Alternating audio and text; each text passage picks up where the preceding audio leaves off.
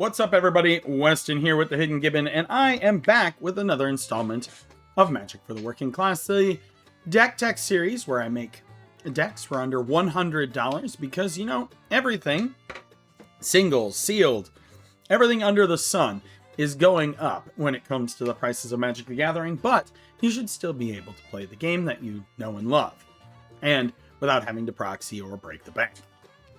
And for the record, I am pro proxy. But today we've got one that's a little bit more niche. I wanted to do a few Hobbit ones, and so today we have the Chief Warg. But before we get into it, if you like Magic for the Working Class, my daily deck techs, or historical commander, or my discussion content, anything in between, feel free to subscribe. But only if you feel that I have earned it. And now, without further ado, let's get into Magic for the Working Classes, the Chief Warg. The Chief Warg, what is he? He's a big wolf. Well, not that big. He is a 3/3 for 2 generic, and Golgari has Menace, which is a good form of evasion, and Ferocious. Whenever you attack while you control a creature with power 4 or greater, you draw a card and lose 1 life. He's going to be a wolf commander through and through. That's what we're going to do with him. We're going to do wolf things, okay? And so today, most of our 27 creatures are going to be wolves, with a few that are going to help us synergize with wolves. The plan here is very low to the ground. We're going to poop out a lot of low power wolves, stack them together, and then overrun effect for the win. Our creatures today. We have a Naro, Wolvid Familiar. As long as it's your turn, commanders you control have indestructible. That's always nice. Arlen's Wolf.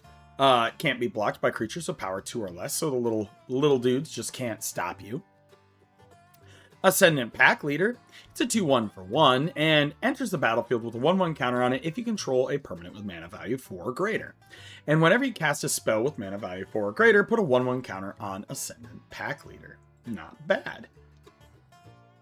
Also, this particular wolf here reminds me of Two Socks from the movie Dances with Wolves.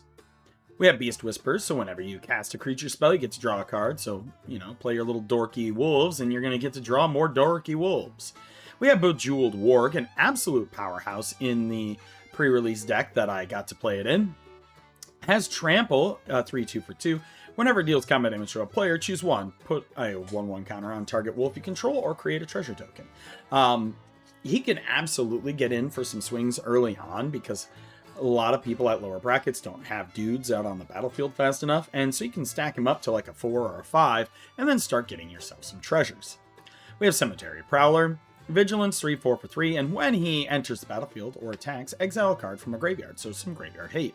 And spells you cast cost 1 less to cast for each card type they share with cards exiled with Cemetery Prowler, which is also very good. We have Chief of the Wilds, Menace, and whenever another wolf you control enters, put 2/1 counters on Chief of the Wilds. Not bad. He very well could be your other commander. In fact, he is probably better than the Chief Warg. However, I went with the Chief Warg because he's from the main set and not from like the special product stuff. Okay? But yes, feel free to switch them out, because he is probably better as the commander. If an ability of another wolf or battle you control triggers, that battle triggers an additional time. Speaking of which, can we talk about, as far as I know, there was no battle for Battle of 5 Armies in the Hobbit set, and that is an absolute travesty. We have the Chief Warg's Company. Trample, it can't attack unless you have 2 or more other wolves, and at the beginning of your upkeep, you get to poop out a little 2/2 wolf. Not terrible. Dusk Watch Hunter can't be blocked by tokens. That is not an insignificant ability. And then when this creature enters, you can put a 1/1 counter on target creature. We have Endray's Forerunners. It's not a wolf, but he's a big, scary boar. And what you're going to do with it is you're going to play it and give all your wolves +2/+2, Vigilance and Trample until end of turn, and then overrun an opponent. Ferocious Pup. When it enters, you get to create a 2/2 green wolf creature token. I like how the baby wolf here looks like almost like a Shiba Inu, and then the parent is like definitely wolf looking. Head of the Hunt, it's a 4/3 for 4. Flash, and if a creature an opponent controls would die, exile it instead. When you do, exile or create a 2/2 green wolf creature token. Not bad. Hollowhenge Overlord. It's a 4/4 for 6 flash, and at the beginning of your upkeep, for each creature you control that's a wolf or a werewolf, create a 2/2 green wolf creature token. Not bad. Put this in at the end of your opponent's turn. Get a whole bunch of wolves. We do have a Llanowar Elf as a mana dork. We have Master of the Wild Hunt. At the beginning of your upkeep, create a 2/2 wolf creature token, and then you can tap all untapped wolves you control. Each wolf tapped this way deals damage equal to its power to target creature. That creature deals damage equal to its power divided as the controller chooses among any number of those wolves. Night Howl Pursuer, Menace, and Ferocious gets +2/+2.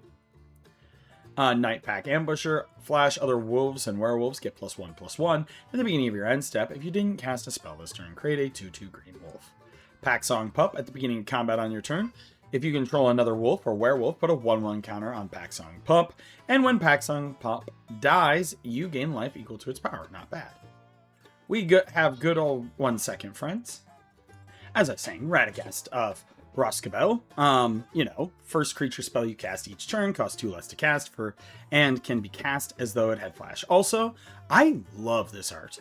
Anna Podedwarna, you did a phenomenal job. If I was somebody who could afford a full print, I would definitely get a full print of this art because of just it reminds me of that 70s style hyper realistic Bob Ross style art, and that is amazing.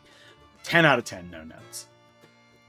Ravening Warg, Death Touch, Ferocious when it attacks. If you control creature 4 or greater, you gain 2 life. It's a 2/2. Rovanian Rampager, when this creature attacks, you may sacrifice another creature. If you do, put a number of 1/1 counters on this creature equal to the sacrificed creature's power. When this creature dies, amass Goblin's X, where X is the creature's power. Rotwolf. As I was saying, Rotwolf has Infect, and whenever a creature dealt damage by Rotwolf this turn is put into a graveyard, you get to draw a card. We have Saruf, Realm Eater, just supposed to be the take on Fenrir. 3/3 for 3. Whenever a permanent opponent controls is put into a graveyard from the battlefield, put a 1/1 counter on Sarulf. And at the beginning of your upkeep, if Sarulf has 1 or more 1/1 counters on it, you may remove all of them. If you do, exile each other non-land permanent with converted mana cost less than or equal to the number of counters removed this way. I would much rather grow it than use it as a Pernicious Deed, but you can always use it as a Pernicious Deed. Silver for Partisan, it's a wolf warrior. Trample, and whenever a wolf or a werewolf you control becomes the target of an instant or sorcery spell, put a 2/2 green wolf creature token onto the battlefield. Summon Fenrir. Fenrir from Final Fantasy, not from Norse mythology. Chapter 1, search your library for a basic land card, put on the battlefield tapped. Chapter 2, whenever you cast your next creature spell this turn, that creature enters with a 1/1 counter on it. Chapter 3, draw a card if you control the creature with the greatest power or tied for the greatest power. It's a 3/2. Tom Burton William, we put him in here because we're going to grow our little wolves, and even at 3 power, if they're sitting at that, sacrificing it to draw a couple of cards and discard one to find more answers and things like that is just generically good. And God bless Tom Burton William being 59 cents so far. Then we have Young Wolf. It's a 1/1 for 1 with Undying. Sorceries, we've got some Ramp with Cultivate and Rampant Growth. We have Glimpse of Nature. Like I said, this is going to be in here since a lot of our wolves are really cheap. If you draw a few cards, you're going to get to cast multiple creature spells, which then will let you draw more off of the Glimpse of Nature. Gnashing of Teeth is removal. Target creature gets -5/-5 until end of turn. If it would die, exile it instead. Or creatures target player controls get -1/-1. Howl of the Night Pack, put a wolf creature token onto the battlefield for each forest you control. Overrun is an end game effect. Shamanic Revelation, draw a card for each creature you control. If you have Ferocious, you also gain 4 life for each creature with power 4 or greater you control. Sign in Blood, you're going to lose 2 life, draw 2 cards. Assassin's Trophy, Putrefy, Beast Within, Infernal Grasp. These are all here for removal. We have Bilbo's Deadly Strike, also for removal. Fog for protection. Moonlight Hunt. This is going to be a bite spell. Same with Predator's Howl is going to put a 2/2 wolf into play. And if you have Morbid, which means a creature died, you get to put 3 into play. Quarrel is a bite spell. Ram Through is also a bite spell. Return of the Wild Speaker can be an overrun game-ending effect or draw you a bunch of cards. Second Harvest is going to put more tokens in play. Snakeskin Veil for protection. Terra Sunder is going to be artifact and enchantment removal. Winds of Kalsisma is a fog, but if you control a creature power 4 or greater, you prevent all combat damage that would be dealt by creatures that you don't control, so yours can still do damage. Village Rites, sack a creature, draw 2 cards. Artifacts, we have Lifecrafter's Bestiary, so you can pay a green to draw a card whenever you play a creature spell. Heraldic Banner and Patchwork Banner, name wolves to make them bigger. And Herald's Horn, name wolf, so that way when you draw a card, if it's a wolf, you get to put it in your hand, and they cost 1 less. Enchantments, just a little bit of Gaia's Anthem. We have Garruk's Uprising. It's going to let you draw cards when your wolves get pumped. Howlpack Resurgent, each creature you control that's a wolf or werewolf, it's +1/+1 and has Trample. Howling Moon, beginning combat on your turn, target wolf or werewolf gets +2/+2 whenever an opponent casts their second spell. Each turn, create a wolf. Raised by Wolves, enchanted creature. When it enters the battlefield, put 2 green wolves into play. Enchanted creature gets +1/+1 for each wolf you control. And then Moldervine Reclamation. Whenever a creature you control dies, gain a life and draw a card. Then we have some pretty basic stuff in here. Filterland, Scry, etc. Overall, like I said, very low to the ground. Now, for our draw. Draw for turn. I'm going to put this into play. I'm going to put this on the bottom.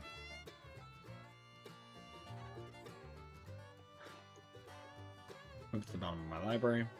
Next turn, I'm going to draw. My time here is limited, friends. I can hear my daughter wanting me to set up a blanket tent for her. So we're going to just kind of race through this one today. Next turn. Oh no. We already have Ferocious here. And we all... please don't hate me, friends, if I cut this short. There's my wolf for this turn. Next turn, I get another wolf token. We're going to play a forest. We're going to play... Cemetery Prowler.